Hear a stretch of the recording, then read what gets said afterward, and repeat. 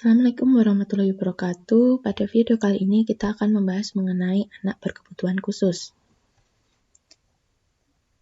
Anak berkebutuhan khusus adalah anak yang mengalami hambatan dalam proses belajar dan perkembangan, sehingga mengalami kelainan fisik, mental, intelektual, sosial, dan emosional, sehingga memerlukan layanan pendidikan khusus sesuai dengan kebutuhan belajar masing-masing anak.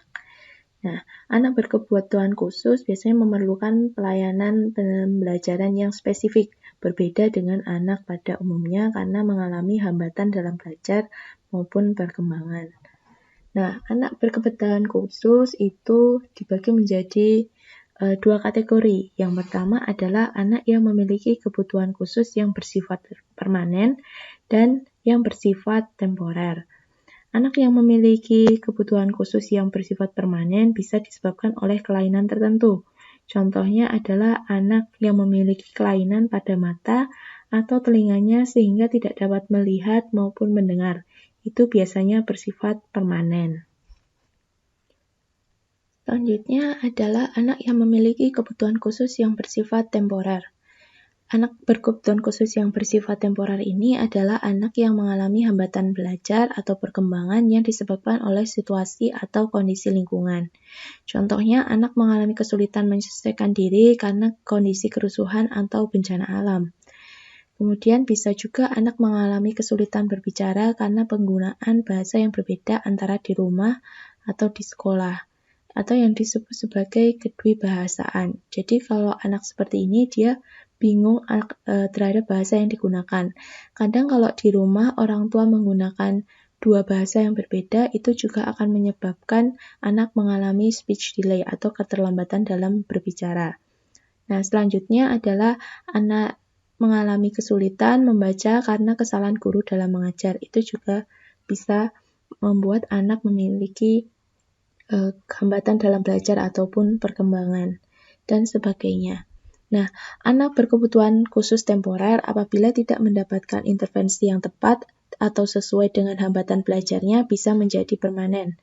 Setiap anak yang berkebutuhan khusus memiliki perkembangan dan kebutuhan belajar yang berbeda karena adanya faktor lingkungan, faktor dalam diri anak, dan faktor kombinasi lingkungan dan faktor internal tersebut. Selanjutnya, berdasarkan jenis hambatan yang dialami, anak berkebutuhan khusus dikategorikan menjadi 3 bagian. Yang pertama adalah anak dengan hambatan fisik dan motorik, anak dengan hambatan perilaku, emosi, dan sosial, serta anak dengan hambatan intelektual kognitif. Anak dengan hambatan fisik dan motorik dibagi menjadi 3. Yang pertama adalah anak dengan hambatan penglihatan atau biasa disebut sebagai tunanetra. Anak dengan hambatan penglihatan ini adalah anak yang memiliki gangguan daya penglihatan sehingga membutuhkan layanan khusus dalam pendidikan maupun kehidupannya. Terdapat 2 jenis anak dengan hambatan penglihatan, yaitu adalah low vision dan hambatan penglihatan total. Selanjutnya adalah anak dengan hambatan pendengaran atau biasa disebut sebagai tunarungu, dan hambatan berbicara atau disebut sebagai tunawicara. Tunarungu adalah keadaan seseorang yang mengalami kehilangan kemampuan untuk mendengar akibat dari kerusakan fungsi pendengaran, baik kerusakan total maupun sebagian. Penyandang tunarungu juga kurang mampu mengemukakan sikapnya dalam bentuk bahasa, sehingga juga memiliki hambatan dalam berbicara atau yang disebut sebagai tunawicara. Tunarungu diklasifikasikan menjadi 2. Yang pertama adalah orang yang kurang dengar atau hard of hearing, adalah orang yang mengalami kehilangan pendengaran sekitar 27-67 desibel yang biasanya menggunakan alat bantu dengar. Sisa pendengarannya memungkinkan untuk memproses informasi bahasa sehingga dapat memahami pembicaraan orang lain. Selanjutnya ada orang tuli atau deaf, adalah orang yang mengalami kehilangan pendengaran lebih dari 70 desibel, yang mengakibatkan kesulitan dalam memproses informasi bahasa melalui pendengarannya, sehingga ia tidak dapat memahami pembicaraan orang lain baik dengan memakai maupun tidak memakai alat bantu dengar. Kemudian ketunarungan ini masih diklasifikasikan berdasarkan berat ringannya dan berapa desibel yang mampu didengar. Selanjutnya adalah anak dengan hambatan anggota gerak yang disebut sebagai tunadaksa. Jadi tunadaksa ini adalah individu yang memiliki gangguan gerak yang disebabkan oleh kelainan neuromuskular dan struktur tulang yang bersifat bawaan, sakit, ataupun akibat kecelakaan termasuk cerebral palsy, amputasi, polio, dan lumpuh. Anak tunadaksa ini mengalami gangguan tubuh baik fisik maupun sistem saraf otak yang mempengaruhi baik organ motorik atau otot maupun kondisi kesehatan yang menghambat proses sosialisasi dan komunikasi individu dengan lingkungannya. Jadi tunadaksa ini adalah anak-anak yang memiliki anggota tubuh yang kurang atau tidak sempurna. Selanjutnya adalah anak dengan hambatan perilaku, emosi, dan sosial. Yang pertama adalah tunalaras. Tunalaras adalah anak yang berperilaku menyimpang baik dalam taraf sedang, berat, maupun sangat berat, yang terjadi pada usia anak remaja sebagai akibat terganggunya perkembangan emosi dan sosial atau keduanya, sehingga merugikan diri sendiri maupun lingkungannya. Maka dalam mengembangkan potensinya memerlukan pelayanan dan pendidikan secara khusus. Selanjutnya adalah autis. Autis merupakan kelainan perkembangan yang secara signifikan berpengaruh terhadap komunikasi verbal maupun nonverbal serta interaksi sosial, dan umumnya terjadi pada usia sebelum 3 tahun yang berpengaruh buruk terhadap kinerja pendidikan anak. Yang terakhir adalah ADHD. ADHD atau singkatan dari Attention Deficit Hyperactive Disorder merupakan gangguan perilaku yang ditandai dengan adanya gangguan pemusatan perhatian, pembicaraan yang lepas kontrol, dan perilaku yang hiperaktif. Jadi ADHD ini merupakan hambatan untuk mengatur atau mempertahankan perilaku sesuai aturan dan akibat dari perilakunya sendiri. Gangguan tersebut berdampak pada munculnya masalah untuk menghambat, mengawali, maupun mempertahankan respon terhadap suatu situasi. Selanjutnya adalah anak dengan hambatan intelektual kognitif. Yang pertama adalah anak dengan hambatan mental atau disebut sebagai tunagrahita. Istilah anak tunagrahita itu bervariasi dalam bahasa Indonesia, biasanya dikenal lemah pikiran, keterbelakangan mental, cacat grahita, atau tunagrahita. Anak tunagrahita ini merupakan individu yang secara signifikan memiliki intelijensi di bawah intelijensi normal dengan skor IQ kurang dari sama dengan 70. Jadi tunagrahita ini merupakan anak yang memiliki gangguan perkembangan mental intelektual di bawah anak-anak normal lainnya. Anak-anak yang mengalami hambatan intelektual tunagrahita biasanya kesulitan untuk melakukan kegiatan individu seperti halnya anak normal biasanya. Selanjutnya adalah anak dengan gangguan belajar spesifik. Anak yang mengalami learning disabilities atau specific learning difficult atau gangguan belajar spesifik secara umum dapat diartikan sebagai kesulitan belajar pada anak yang ditandai oleh ketidakmampuan dalam mengikuti pelajaran sebagaimana mestinya dan berdampak pada hasil akademiknya. Kesulitan belajar merupakan hambatan atau gangguan belajar pada anak atau remaja yang ditandai dengan adanya kesenjangan yang signifikan antara taraf intelijensi dan kemampuan akademik yang seharusnya dicapai oleh anak seusianya.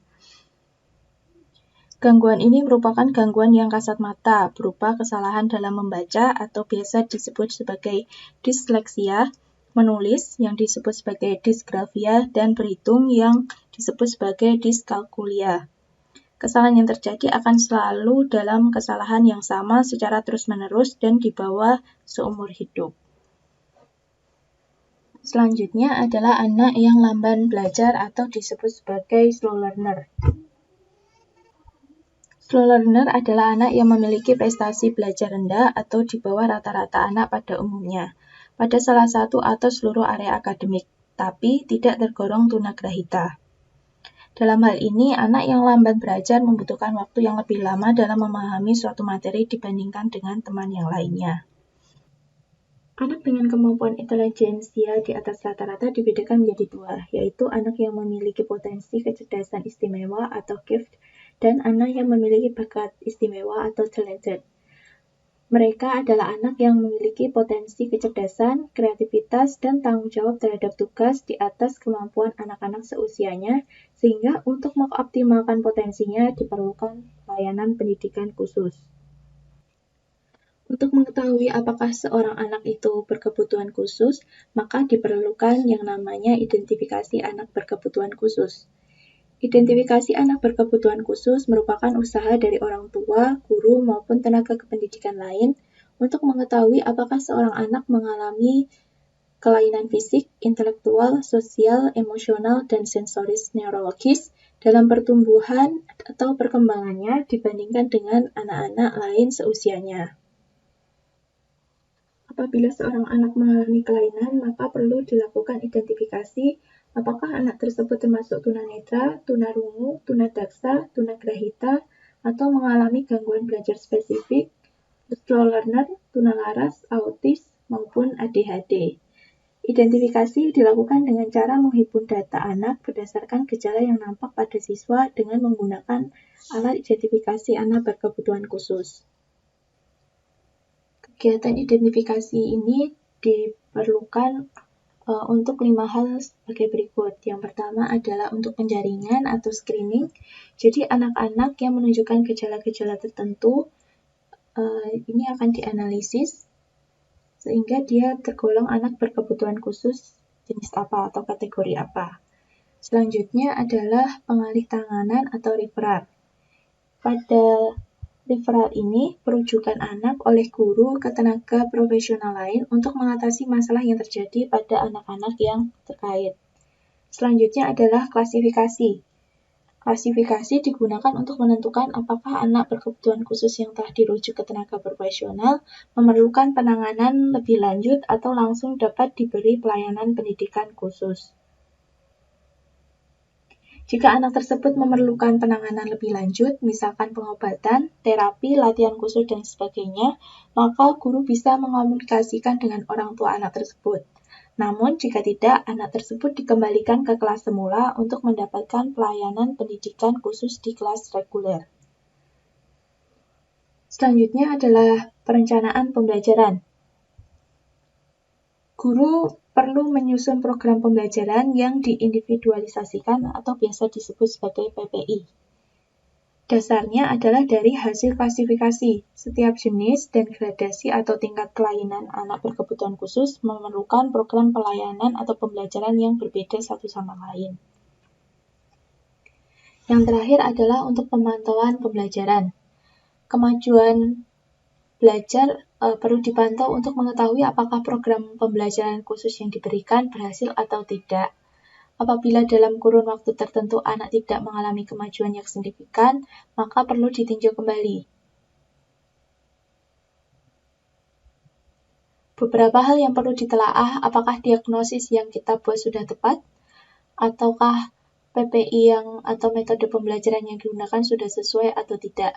Sebaliknya, apabila intervensi yang diberikan menunjukkan kemajuan yang cukup signifikan, maka pemberian layanan atau intervensi bisa diteruskan atau dikembangkan. Pelaksanaan identifikasi dan mengklasifikasikan anak bertujuan untuk menemukan anak-anak yang teridentifikasi tergolong anak berkebutuhan khusus.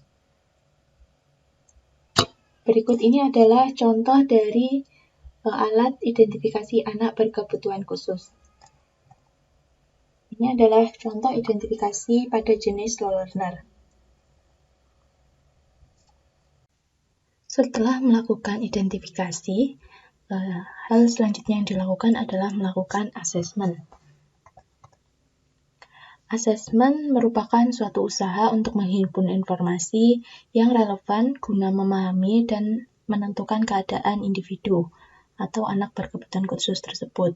Tujuan utama adanya asesmen itu adalah untuk memperoleh informasi yang dapat digunakan sebagai bahan pertimbangan dalam merencanakan program pembelajaran bagi anak yang bersangkutan.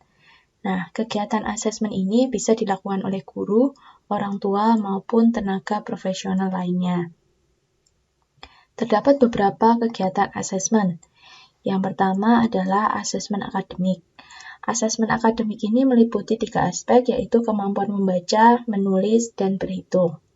Selanjutnya ada asesmen sensoris dan motorik. Asesmen sensoris ini untuk mengetahui gangguan penglihatan, pendengaran, sedangkan asesmen motorik itu untuk mengetahui gangguan motorik kasar, motorik halus, keseimbangan, dan lokomotor yang mengganggu pembelajaran.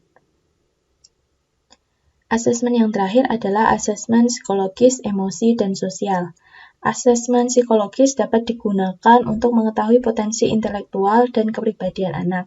Juga dapat diperluas dengan tingkat emosi dan sosial anak. Ada bagian-bagian tertentu dalam asesmen yang membutuhkan tenaga profesional sesuai dengan kewenangannya. Guru dapat membantu untuk memfasilitasi terselenggaranya asesmen tersebut sesuai dengan kemampuan orang tua dan sekolah. Proses asesmen memuat 4 aspek pertanyaan penting yang berkaitan dengan kondisi seorang individu. Yang pertama adalah kemampuan atau keterampilan apa yang sudah dimiliki, hambatan atau kesulitan apa yang dialami, mengapa hambatan atau kesulitan tersebut dialami, serta kebutuhan-kebutuhan dalam pendidikan dan belajar apa yang harus dipenuhi. Berikut ini adalah contoh asesmen untuk anak berkebutuhan khusus. Ini adalah tes asesmen anak yang memerlukan kebutuhan khusus. Sekian materi mengenai anak berkebutuhan khusus. Semoga bermanfaat. Jika ada pertanyaan bisa ditanyakan lewat kolom komentar atau lewat Google Classroom. Sekian untuk video kali ini. Wassalamualaikum warahmatullahi wabarakatuh.